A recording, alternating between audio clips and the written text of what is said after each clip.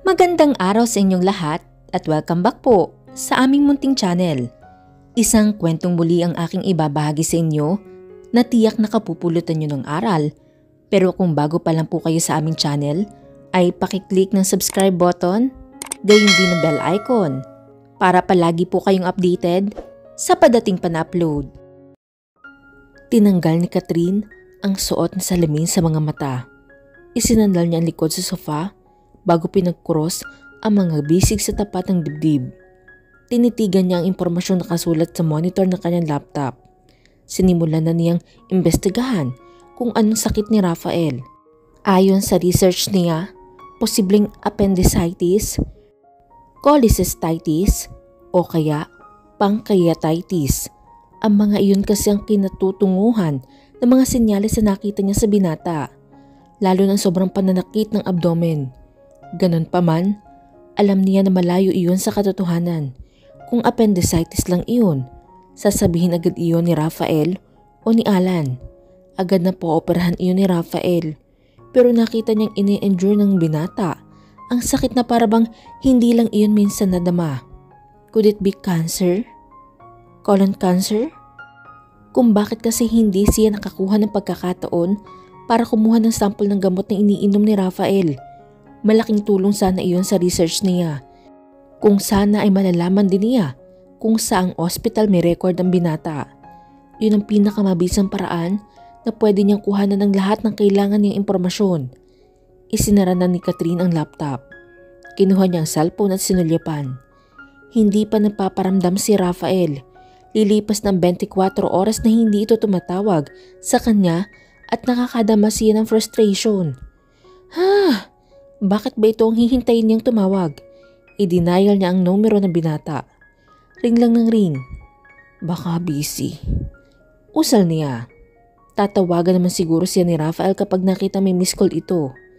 Naghintay siya ng tawag ng binata. Subalit lumipas sa mga oras ay wala siyang natatanggap. She tried calling him again and again. Sa pangatlong pagsubok ay saka ito sumagot. Rafael? Yes? Ano ba ang dapat niyang sabihin? As far as she could remember, wala silang commitment ni Rafael sa isa't isa. Wala itong obligasyon na tawagan siya parati o ano. They were just enjoying each other's company. Catherine, sasabihin ka ba? Bigla siyang nailang. Ang boses at emosyong nakasaad sa tinig ni Rafael. Animo isa lang siyang pangkaraniwang kakilala. Wala siya mahimigang affection o kahit kaunting pagpapahalaga. He sounded so bland. Lumunok siya. Itatanong ko lang sana kung libre ka bukas. Bakit? Nagyayaya kasi si Lucring na mag-outing. I mean, opening ng resort ng kapatid niya, so iniimbitahan niya ako na sumama. It will be fun, Rafael. Marami daw sea activities like sailing, speedboating, diving. Name it. They have it. I'm looking forward to those activities actually. Lalo na ang mamangka. May yate si Lucring. Sabi niya magdi-deep surfing daw tayo. Matagal na hindi sumagot si Rafael. Ang akala ni Catherine ay naputol ang tawag pero nang i-check niya ang cellphone, aktibo pa rin ang tawag. Nasa personalidad naman ni Rafael na tahimik. Pero bakit gusto niya mailang ng mga sandaling yun? Rafael? Ano pa ang gusto mong gawin, Catherine? You seem to be an athletic person. Oh, you bet. I am actually an outdoor person. Hindi lang halata dahil natural na maputi ako. Pero kapag may libre akong oras, palagi ako nakababad sa ilalim ng araw. Kapag off ko, ginugugol ko yun sa labas. Madalas akong sumari sa mga fun run. We go hiking, trekking. I see. Sabi nito. So, libre ka ba bukas? Sama ka na, Rafael. Pinalambing niya ang tinig. Gustong gusto niyang maranasan na maglakad sa dalampasigan habang magkahawak kami sila ng binata.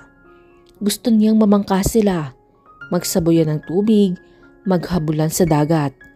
Gusto kitang ipakilala sa mga kaibigan ko. Matagal bago sumagot ang binata. I can't. Nadismaya si Catherine. Bakit hindi ka pwede? Nagtatampo niyang tanong. I don't want to. Parang biglang naumid si Catherine. Ayaw sumama ni Rafael sa kanya at inamin nito yun. Nasaktan siya. Sana nagdahilan na lang ito kung bakit hindi siya makakasama. Hindi yung sasabihin mismo nito na ayaw. Nagrebelde siya. Sige, iba na lang ang yayayain ko. Binigyan niya ng kahulugan ang sinabi niya. Umaasa siya magsaselo si Rafael na muli ay ipaparamdam sa kanya ang possessiveness nito. Ikaw ang bahala. Do whatever pleases you, Catherine. Sagot nito na ikinadismaya niya. Enjoy your...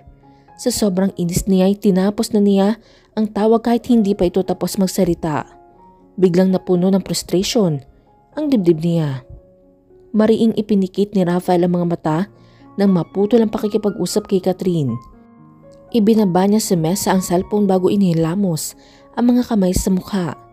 He signed loudly. His chest ached. Kahapon pa siya sa Isla Cavite. Naroon siya dahil tapos na siya kay Catherine. Oras na para iparamdam sa dalaga na hindi na siya interesado dito.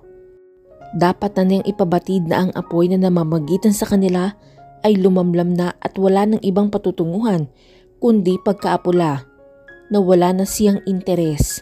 Ang pagnanasa niya ay napunan na. Nakuha na niya ang gusto niya at sawa na siya dahil si Catherine ay isa lamang sa mga babaeng dumadating sa buhay niya at nawawala. At palagi na ay nasa kanyang desisyon kung kailan iyon matatapos.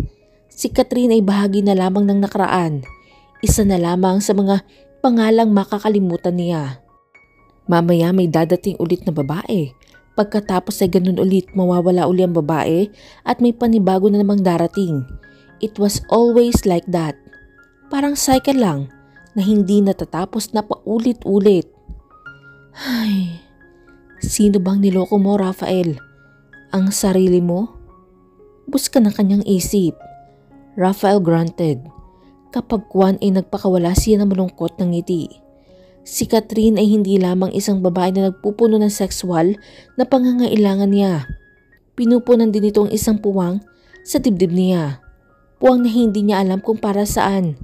Nakakadama siya ng emotional fulfillment sa pagniniig nila ni Catherine. Isang bagay na hindi niya kailanman naramdaman sa mga babaeng dumaan sa palad niya. And yet, he could not get enough of her. Parang hindi siya makontento. Lagi na gusto niya ito. Gustong makita, makausap, mahawakan, makaniig. He wanted to be with her every minute. He wanted her with every beat of his heart. He wanted her like she was the vital part of him. Makita lang niya ang dalagi parang buo na ang araw niya. Lalo pa kung ngingitian siya. Si Catherine ay parang araw na siyang kulang sa buhay niya. Iyan na ang simula ng pag-iwas mo sa kanya, hindi ba? Or rather, hindi ito ang simula kundi itong katapusan ng kung anumang namamagitan sa inyo ni Catherine. Tinig iyon ni Alan. Hindi siya nagmulat. Kahapon lang tayo rito. Kahapon mo lang siya hindi nakita. Pero hayan, at halatang walang ibang laman ng isip mo kundi si Catherine. Miserable kang tingnan, Rafael. Nagmulat siya ng mga mata. Pagkatapos ay tumayo mula sa kinauupuan. Tinungo niya ang bintanang natatabingan ng blinds at sumilip sa pagitan na yun. It was so hot outside. Kapag lumabas siya roon, baka masunog siya. Pinupuno niya ang buong sistema ko, Alan. Kailangan ko tong pigilan bago pa man ako madaig. Naguguluhan ako. Napakaraming bagong pakiramdam ang idinudulot niya sa akin. Minamahal mo na siya. Yun ang ibig mong sabihin? Tumuwid ang tayo si Rafael. Parang niyakap siya ng kung anong lamig.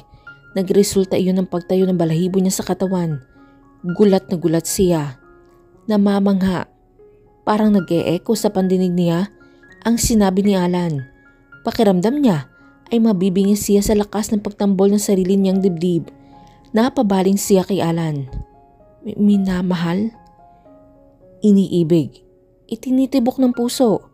You love her. Pakinggan mo ang bawat pintig ng puso mo, Rafael. May mensahe yun. May pangalang isinisigaw. Muli niyang ibinalik ang kanyang paningin sa labas ng bintana. Gusto kong nasa tabi ko si Catherine sa lahat ng oras. Napapasaya ko ng ngiti niya. Lumiliwanag ang mundo ko kapag kasama ko siya. Parang bahagi siya ng pagkatao ko. At tila sa bawat pagpintig ng puso ko ay pangalan niyang isinisigaw. Pagmamahal ba ang tawag doon, Alan? Kung hindi, ay ano? Strong physical attraction? Sagot niya bagaman hindi niya naisatinig. Alam din niya sa sarili na higit pa roon ang kanyang nararamdaman. He cared for Catherine, ang mga bagong pakiramdam na nagsisiksikan sa dibdib niya. Batid niya na baka ang dulot ng pagpasok nito sa puso niya. Niyaya ko mag-swimming ni Catherine, mamasyal, mag-hiking, mag-out of town. Mga bagay na hindi ko maibibigay sa kanya. Alam mo, may mga mood swings ako. May depression. Maraming limitasyon ang tulad kong nabubuhay sa dilim. May gumuhit na pait sa lalamunan niya. Kailan ba siya huli ng hinayang na ganoon ang kondisyon niya? Hindi niya na matandaan. Nahihirapang lumunok si Rafael na parabang may kung anong nakabara sa lalamunan niya. His tears stung his eyes but he managed to blink them away. Nagsisikip ang dibdib niya. Dumating si Catherine sa buhay ko at bigla-bigla. Gusto kong baguhin kung sino ako, na kung may makikita akong bulalakaw na babagsak, ay hihiling ako na sana wala akong sakit na ganito. Sana normal akong tao, na pwede akong lumantad sa sikat ng araw, that I can laugh with Catherine under the sun, or we can go swimming and just didn't care if we get sunburned, or we get heavy tan afterwards. Mahina niyang sabi. Ang akala niya ay napagtagumpayan niyang pigilin ang mga luha. Nagkamali siya dahil naglandas sa mga iyon sa mga pisngi niya. Kung kaya ko lang bilhin ang kalayaan ko. Yes, pakiramdam ko ay nakakulong ako, Alan. Ang dami kong pera. Pero anong silbi nun kung hindi ako masaya? Daniel, ang iyong ipinapakiusap ko sa'yo, nalamin mo kung anong problema ni Catherine. Please, tutukan mo yun at gawin mo ang lahat. Hanapin mo ang posibleng solusyon para mawalan lungkot sa mga mata niya. Sabihin mo sa kanya ang kondisyon mo. Hindi nito iniintindihang huli sinabi niya na alamin kung ano ang dahilan ng kalungkutan sa mga mata ni Catherine. My goodness, Rafael. Doktor si Catherine. Alagad siya ng medisina. Higit kanino man ay siya ang makakaunawa sa sitwasyon mo. Granted na mauunawaan niya ang sitwasyon ko. Ang tanong, sapat ba ang pagmamahal niya para sa akin para piliing manatili sa tabi ko? Oh, hindi ko nga alam kung mahal nga ba niya ako. Ang alam lang namin ay attracted lang kami sa isa't isa. Bakit hindi mo siya tanungin? At paano kung hindi ko makuha ang sagot na gusto kong marinig? Umiling siya. This shall stop now. Bago pa ako tuluyang malunod sa damdaming ito. Paano naman kung marinig mo ang sagot na gusto mo, Rafael? You are a gambler. Lagi kang sumusugal sa stocks. Why can't you take a risk now? Some things are better left unsaid, and some are worth saying. Ngumiti siya ng mapait. Ikaw, Alan, bakit hanggang ngayon wala ka pang minamahal? Namula ang mga pisngi nito. Ano bang klaseng tanong yan? Well, siguro dahil hindi pa siya dumarating. Hindi ko pa siya nakikilala. Hindi man gusto ni Rafael, muli ay kusa nag-init ang mga mata niya hanggang sa namuuna naman ang mga luha. Tumalikod uli siya. No, wala kang oras para doon dahil nasa akin ang lahat ng oras mo, Alan. Marahil ito na ang oras na magkakaroon ka na ng normal na buhay. Huwag mong sayangin ang oras mo sa akin. Huwag na akong intindihin mo. Sarili mo naman ang asikasuhin mo. Alan was actually a millionaire. Nang mamatay ang mga magulang niya, ay kasama si Alan sa last will and testament. Pinamanahan ito ng mga magulang niya ng malaking halaga. Rafael did not contest the will. Halos kapatid na niya si Alan. At kulang na lang ay ampunin ng mga magulang niya ito. Subalit hindi tinanggap ni Alan ang mana. Sapat na umano na nakapag-aral ito, and because Rafael was good at playing the stock market, ininvest din niya ang pera ni Alan at lumago yun. Nang sa wakas ay makumbinsi niya si Alan na tanggapin ang pera nito. Bumili na lang ito ng shares sa isang matatag na kumpanya. Sa totoo lang, Isa ito sa may malaking shares. Kung gugustuhin ni Alan, kayang-kaya nitong kunin ang controlling shares at ito mamahala at magpatakbo ng kumpanya. Kaya iyon ni Alan dahil nakapagtapos ito ng pag-aaral. Iyon nga lang, pinili ni Alan maging alalay niya. Ano bang sinasabi mo, Rafael? Mariing sabi ni Alan. Hindi ako nag-aaksaya ng oras. Kaibigan kita, itinuturing kitang kapatid. Brothers do look after each other. Kung ako ang nasa sitwasyon mo, alam kong hindi mo rin ako pababayaan. Hindi sumagot si Rafael. Iniwan niya ang kaibigan at malalaking hakbang na nagtungo sa sariling silid. Inilak niya ang pinto at doon sa likod ay tila nauupos na kandilang napaupo siya sa sahig. Bakit sa dinami-dami ng tao sa mundo ay isa pa siya sa tinamaan ng pambihirang sakit na yun? Bakit hanggang ngayon ay hindi pa nakakaimbento ang siyensya ng lunas para doon? Nagre-rebelde ang kalooban na tumayo si Rafael. Tinungo niya bintan at hinawi ang makapal na kurtinang tumatabing doon. Isang madilim na sliding window pa ang naroon. Tumabi siya sa dingding bago binuksan iyon. Agad pumasok ang liwanag ng araw. Napasikdo siya. Agad na nakaramdam ng discomfort. Mariin niyang kinagat ang ibabang labi ng unti-unting maramdaman ang sakit. Shit! Mura niya sa isip. His skin started to have blisters. Hindi na siya mapakali. Para siyang bulate na binubudbura ng asin. But he was fighting. Nagsisimula ng masunog ang balat niya. Mas mariin ang paggagat niya sa labi para pigilin ang hiyaw. The pain was like hell. Para siyang tinotorture ng higit sa kanyang limitasyon. Mind over body. Mind over body. He chanted while tears were running down his cheeks. Pero hindi niya kinaya. The pain was unbearable. Humiyaw siya bago hinagilap ang lahat ng kagamitan na pwedeng pagbunutan ng frustration. Rafael! Rafael!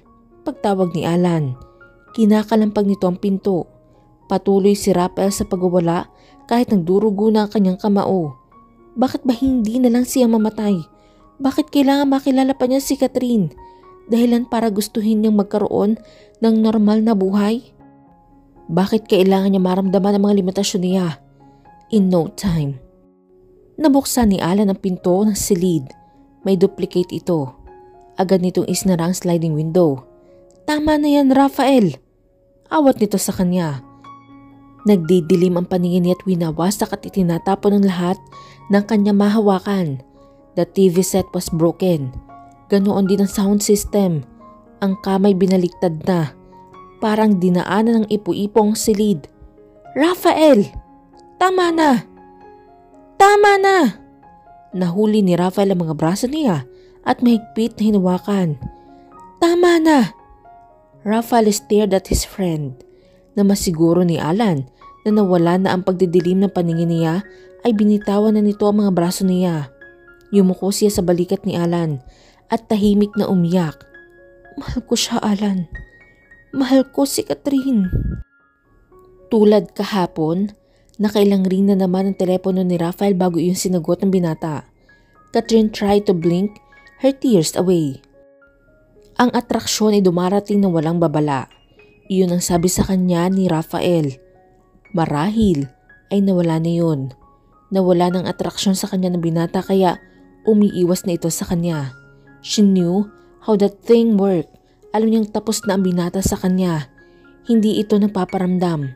Hindi nagte-text o tumatawag. Siya ay naghihintay sa wala. Kung hindi pa siya magkukusang tumawag ay mukhang mapuputol na talaga ang komunikasyon nila. Yes, tuluyang naglandas ang mga luha ni Catherine sa malamig na tinig ni Rafael. Marahil ay sadyang tapos na ang mainit na sandali sa pagitan nila. Pero paano siya? Pakiramdam niya ay biglang nabitin ang buhay niya.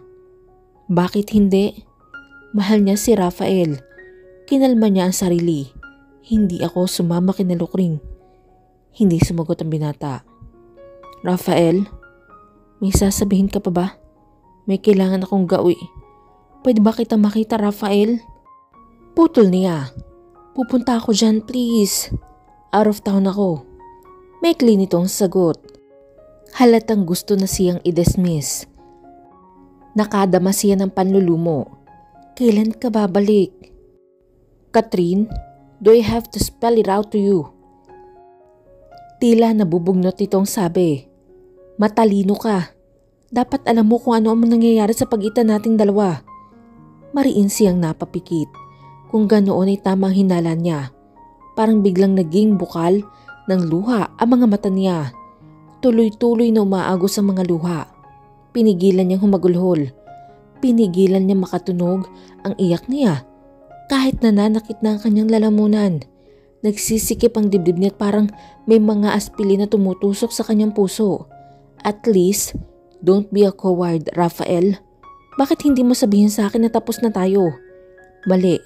Bakit hindi mo sabihin sa akin na tapos ka na sa akin? Bakit kailangan mo kong pagmukhaing tanga? Ang paasahin. Don't you have any balls? Galit niyang sabi. Catherine, tapos na tayo, Rafael. Salo niya bago pa man manggaling sa bibig nito ang masasakit na salitang yun. Pride. Iyon na lang ang maisasalba niya dahil ang puso niya'y lugmok kay Rafael. Thank you. I had a great time. Pinutol na niya ang tawag. Uminom ng uminom si Catherine hanggat hindi bumibigay ang katawan niya. The sad thing about pain was that it demanded to be felt. Hindi iyon titigil hanggat hindi ka umaaray, hanggat hindi mo sinusukuan. And worse, kahit puso mo lang ang nasasaktan, dinadamdam iyon ng buong pagkatao. Tama na muna ang sakit na nararamdaman niya ngayon. Tama na muna ang pag-iyak. Pagod na siya pero hindi nauubos ang luha. Bukas naman niya haharapin ang sakit na parang pumipila sa pagkatao niya. Ganon pala kapag ang puso ang nasasaktan. Ganon pala ang nabibigo. The pain was so blinding. She couldn't describe how painful it really was. Wag, pakiusap. Wag! Dinig na dinig ni Catherine ang pagmamakaawa ni Ella sa taong iyon na nais itong gawa ng masama. No, hindi lamang niya basta narinig ang babae. Nakikita pa mismo ng mga mata niya nangyayari. Ang taong iyon ay ginawa ng masama si Ella. Lalapas tanganin ang walang kalaban-laban na si Ella. Kitang-kita ni Catherine kung paano pwersahin nasaktan ng taong iyon si Ella. Kitang-kita niya ang bangungot na nakarehistro sa luhang mukha ng babae. She saw how Ella trembled in horror. Pilit itong nanlalaban subalit walang magawa sa lakas ng taong iyon. Tao? No, hindi ito tao kundi isang halimaw. Isang hayop na hayok sa laman at ang kawaawang si Ella ang minalas na maging biktima. Parang awa mo na. Huwag mong gawin sa akin to. Huwag! Huwag! Humihiyaw at takot na pagmamakaawa ni Ella. Tulong! Tulungan niyo ako! Tulungan niyo ako, inay! Tulungan niyo ako! Gustong tulungan ni Catherine si Ella pero paano? Wala siya magagawa. Wala. Kapag lumitaw siya sa sulok ng pinagtataguan baka siya ang pagbalingan ng halimaw. Baka siya ang gawa ng masama. Kaya naman pilit niyang isinisiksik ang nanginginig na katawan sa sulok na kinaroroonan. Mariin niyang kinagat ang ibabang labi. No, hindi siya gagawa ng ingay para makuha ang atensyon ng halimaw. She just closed her eyes hard para hindi na niya makita ang bangungot na yun. Itinaas niya ang mga kamay para takpan ang magkabilang tenga. Nang sa gayon ay hindi niya marinig ang panaghoy ni Ella, ang paghingi nito ng tulong, ang pagmamakaawa, na malisbis ang luha sa magkabilang pisngi ni Catherine. Patawarin mo ko, hindi kita matutulungan. Patawar. Catherine? Tulungan mo ko, Catherine. Sabi na nagmamakaawang tinig ni Ella. Napasinghap siya na malakas. Tumindig ang balahibo. Para siyang niyakap na malamig na hangin. Humihingi si Ella ng tulong sa kanya. Alam nito na naroroon siya. Alam nito na nakikita niya nangyayari. Catherine, patigilin mo ang halimaw na to. Parang awa mo na. Maawa ka sa akin, Catherine. Iligtas mo ko. Muli nitong panaghoy sa tinig na animoy nanggagaling sa napakailalim na hukay. Nagmulat si Catherine ng mga mata. And there, nakita niya si Ella. Nakalahad ang isang braso sa kanya. Inaabot siya. Nagmamakawa hindi lamang ang boses kundi ang mga mata. Sa nanlalabong mga mata ay nakita niyang hindi na luha ang lumalabas sa mga mata ng babae kundi dugo na. Napatili siya ng malakas. No! Napabalikwas si Catherine. Mabilis ang pagtaas-baba ng dibdib niya sa paghahabol ng hininga. Her eyes were both wide open in horror. God! Bulalas niya na mapagtanto kung ano nangyari. Binabangungot na naman siya. Na naman. Naghahabol na hininga na inabot niya ang isang baso ng tubig na nasa bedside table. She was able to grip the drinking glass. Subalit natapon na ang halos kalahati ng laman nun. Bago pa niya nadala sa bibig, she barely got a gulp of water down her throat. Karamihan ay natapon lamang sa bibig niya at bumasa sa suot niyang damit. She was trembling uncontrollably. Hindi lamang siya basa sa tubig, she was also soaking with sweat, and her face was drenched in tears. Inihilamos ni Catherine ang mga kamay sa luhaang mukha bago impit na humagulhol. Ang bangungot na naman, ang bangungot na ayaw siyang lubayan sa nakalipas na 6 na taon. Mabilis siyang bumaba ng kama at nagtungo sa kusina. Binuksan niya ang refrigerator at kumuha ng alak. Kapag kuwan ay nanginginig ang kamay na binuksan iyon at diretsyong dinala sa bibig. She swallowed a big gulp. Hindi siya tumigil sa pagtungga hanggat hindi nararamdaman ang pagguhit ng init na dulot ng alak sa kanyang lalamunan pababa sa tiyan. Alak lamang ang kailangan niya ngayon para pawiin sa isip ang bangungot. Muli at muli siyang lumagok ng alak. Hindi siya tumigil hanggat hindi nararamdaman ang epekto ng alak sa katawan. She knew alcohol would help her. It had always helped her. Hindi iyon tuluyang sinusolusyonan ang problema niya. But at least, kahit sa ilang oras ay nagagawa niyang alisin sa memorya niya ang bangungot. Catherine saw her phone. Kinuha niya yun at dinayal ang numero ni Anthony. Marahil ay kailangan na talaga niya sabihin ang totoo kay Anthony. Hindi na siya makapaghihintay kung kailan ito magpapakita sa kanya. Baka yun ang tuluyang magpapatahimik sa kanya. Nagring ang kabilang linya. Please, pick up the phone. Anthony! Samon niya. Ang alam niya ay out of town si Anthony para sa isang business deal at ng araw na yun ang balik sa Manila. Subalit walang sumasagot sa kabilang linya. Pinatay niya ang telepono at sinabunutan ng sarili. God! She was so miserable and Anthony would not pick up the phone. Idinayal niya ang numero ni Rafael pero agad din niyang pinatay. Walang pakialam si Rafael sa kanya. Hindi nito maibabalik ang damdamin niya. Natuturete na si Catherine. She looked for her car keys. Kinuha niya yon at walang pag-atubili na lumabas ng bahay at tinungo ang garahe. Ilang sandali pa ay nasa highway na siya. Walang tiyak na patutunguhan. Tulirong-tuliro. Ni hindi napalitan ang kanya nightgown. She was also barefoot. Tulungan mo ko, Catherine. Maawa ka sa akin, Catherine. Tila echo na paulit-ulit na umalingaw-ngaw sa isip ni Catherine ang mga daing na yun. She vigorously wiped away her tears. Hindi niya tinulungan si Ella. Kaya sa mga nakalipas na taon ay hindi siya nagkaroon ng katahimikan. Ayaw siyang patahimikin ng konsensya. Inuusig siya. Ginigising sa pagtulog para ipaalala sa kanya kung ano ang kanyang ginawa. Maawa ka sa akin, Catherine. Tama na! Tama na! Humahagulhol niya ang wika. Muling bumalong ang mga luha sa magkabila niyang mata. Hindi niya alam kung nasaan na siya. But she knew she was already driving for quite a while. Hanggang sa manlaki ang mga mata niya nang maalala ang babae sa litratong ipinakita sa kanya ni Lokring. Kaya pala parang pamilyar ang babae. Kaya pala binibigyan siya nito ng nakakakilabot na pakiramdam. Ang babaeng iyon ay si Ella. Tulala niyang usal. Paulit-ulit na dinidiin ni Rafael ang bosina. Subalit tila hindi niya nakukuha ang atensyon ni Catherine. Patuloy lang sa mabilis na pagmamaneho ang dalaga. 3 araw na ang lumipas mula nang huli sila nagkita ni Catherine at pakiramdam niya masisira na siya ng ulo kapag hindi pa niya nakita ang dalaga. Kaya naman pumunta na siya roon at kahit nakabenda pang isang kamay niya ay nagpilit siya magmaneho. Hindi niya kayang tiisin si Catherine. Nagtungo siya roon sa pag-asam na makita ang dalaga kahit sa malayo lang. Naabutan niya si Catherine na pasakay sa kotse. Tumunog ang warning bell sa isip niya. He knew something was wrong. Nakapantulog pa ang dalaga at mukhang tuliro. Sinundan niya ang dalaga. Pakiramdam niya ay siya nga atakihin sa puso sa klase ng pagmamaneho nito. Bukod sa mabilis yun, she was swerving between the lanes. Hindi iilang sasakyan ang muntikan na nito magitgitan, pero mukhang hindi iyon napapansin ng dalaga. God, keep her safe. Usal niya. Gusto na tuloy niyang questionin ang driving skills niya dahil hindi niya maabutan si Catherine.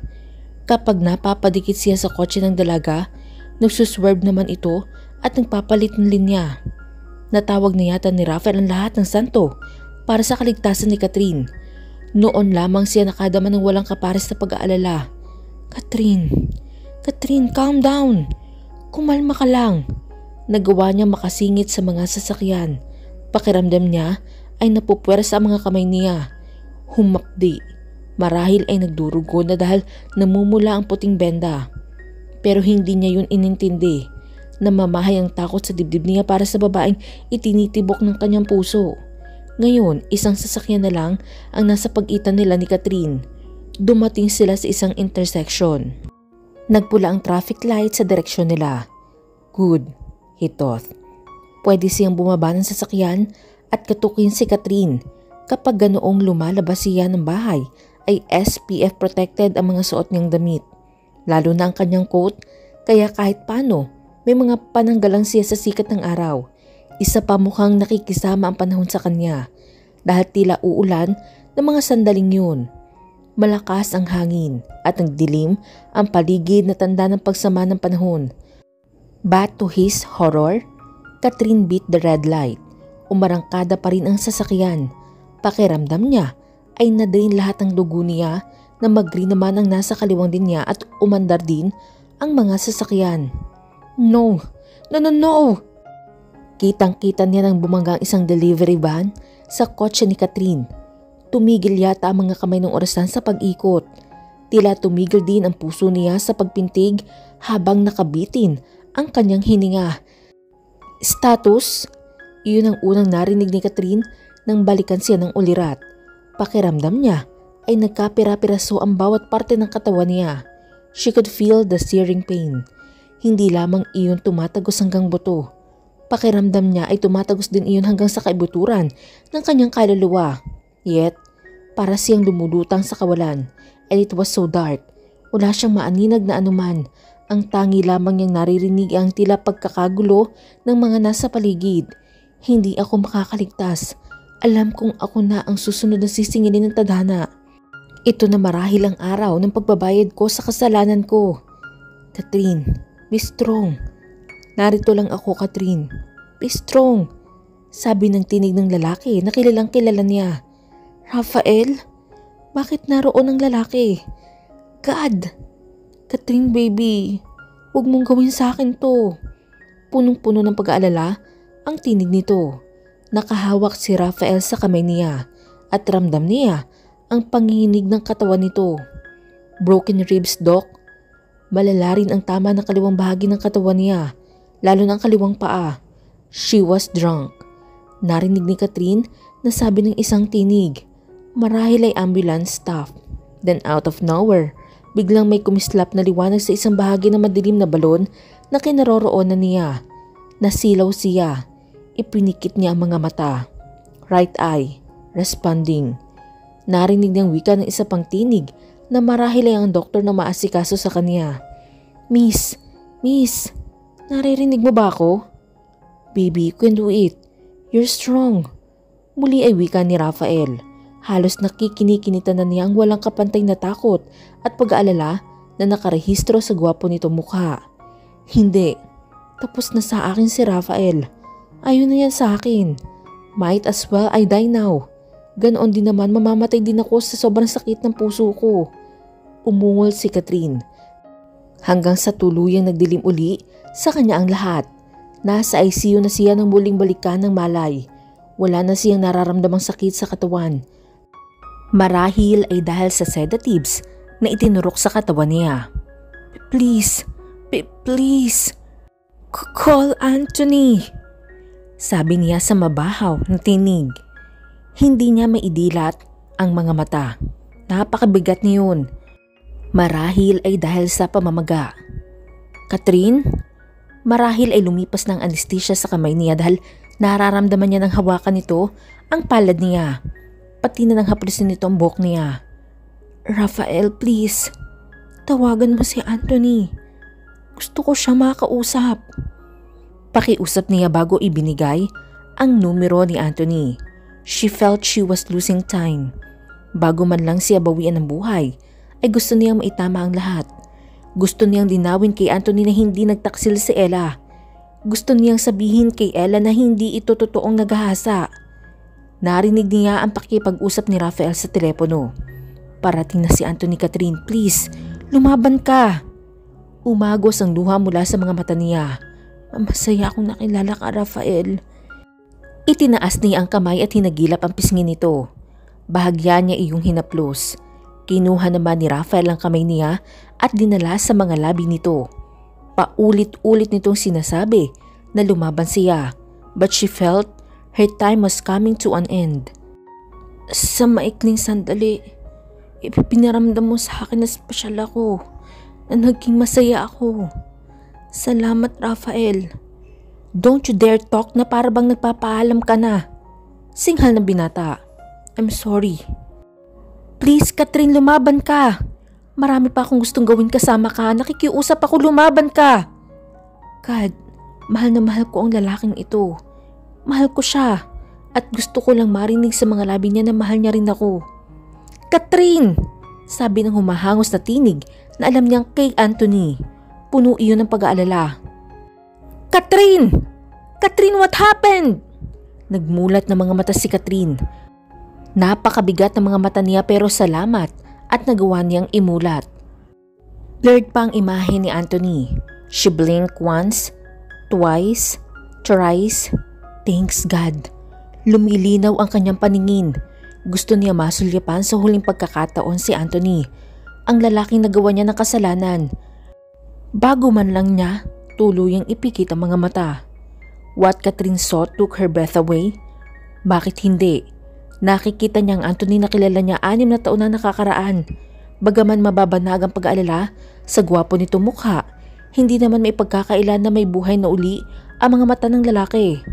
Anthony seemed alive and vibrant. Tumaas ang kamay niya at hinaplos ang pisngi nito. Napakalaki ng kasalanan ko sa iyo. Bahaw niyang usal. Catherine, hanapin mo si Ella. Pakiramdam niya ay lumutang na ang katawan niya. Bumakas ang pagkalito sa mukha ni Anthony. Bagaman agad din iyon naglaho at napalitan ng kakaibang tislap ang mga mata. Then she saw something that took her breath away again. Ngumiti si Anthony. Sa kauna-unahang pagkakataon sa loob ng 6 na taon, ngumiti si Anthony. Bumalik na uli ang ngiti sa mga labi ng lalaki. Actually, iyan sanang ibabalita ko sa iyo, Kat. I found her. Nakita ko uli si Ella. She's actually here with me. Nasa labas siya. Hindi na kailangan na mahaba pang paliwanag sa biglang pagbabago ni Anthony. Kaya pala nakikita niya ang Anthony na kilala niya noon. Kaya pala may kislap na uli ang mga mata ng lalaki. Kaya pala ngumingiti na ulit ito. Ang lahat ng iyon ay dahil natagpuan na nito ang dahilan para ngumiti. Para mabuhay. Natagpuan na uli ni Anthony ang babae may hawak sa puso nito. At ikinagagalak niya yun. Let me talk, Ella. Please. Tumango si Anthony bago mabilis na lumabas ang silid. Wala pang 1 minuto isang babae na ang lumapit sa kanya. Naupo ito sa silyang malapit sa ulo na niya. Catherine? Ako ito. Si Ella. Ella? Usal ni Catherine sa bahaw na tinig, bahagyang umangat ang kamay niya na agad na hinawakan ni Ella. Ngumiti na uli si Anthony. May buhay na uli ang mga mata niya. Oo. Umagos ang luha mula sa mga mata niya. Papatawarin mo ako. Papatawarin niyo ako. Ninako ko ang 6 na taon ng kaligayahan niyo. Catherine, ano bang sinasabi mo? O wala ka namang kinalaman sa nangyari sa amin ni Anthony. Baka akong ang may kasalanan sa'yo. Minahal ko si Anthony. Hindi ko alam na Napaubo siya at naghabol na hininga. Please God, konting oras pa. Bigyan niyo po ako ng konting oras pa. Subalit kung ito na po ang oras ko, wala akong magagawa. But a few more minutes, please. Kahit ito man lang may tama ko. Lihim na yung usal. My father and I, kami ang nagplano para paghiwalayin kayo ni Anthony. Kami ang may kagagawa ng eksenang inabutan ni Anthony sa rest house. Nabitawan ni Ella ang kamay niya. Pagkatapos ay umiyak. Oh my God, ipinarape niyo ko? Dad insisted na kailangan matuloy ang kasal namin ni Anthony. Pero ang tadhana naningil para sa inyo. I live my life in guilt. Paplano kong itama ang lahat bago man ako mabawian ng buhay. Sasabihin ko lahat ang totoo kay Anthony. Paputol-putol, napaliwanag ni Catherine bago muling naghabol ng hininga. Nang umakto si Ella na tatayo para marahil tumawag ng doktor ay pinigilan niya. Hindi na ako magtatagal, Ella. I'm sorry. Mahalin mo si Anthony. He's been loving you for the past 6 years. Napalalim ang hugot niya ng hininga. Alam niyang nauubos ng oras niya. Kailangan niya sabihin kay Ella ang pinaka-importanting bahagi ng kanyang pagtatapat.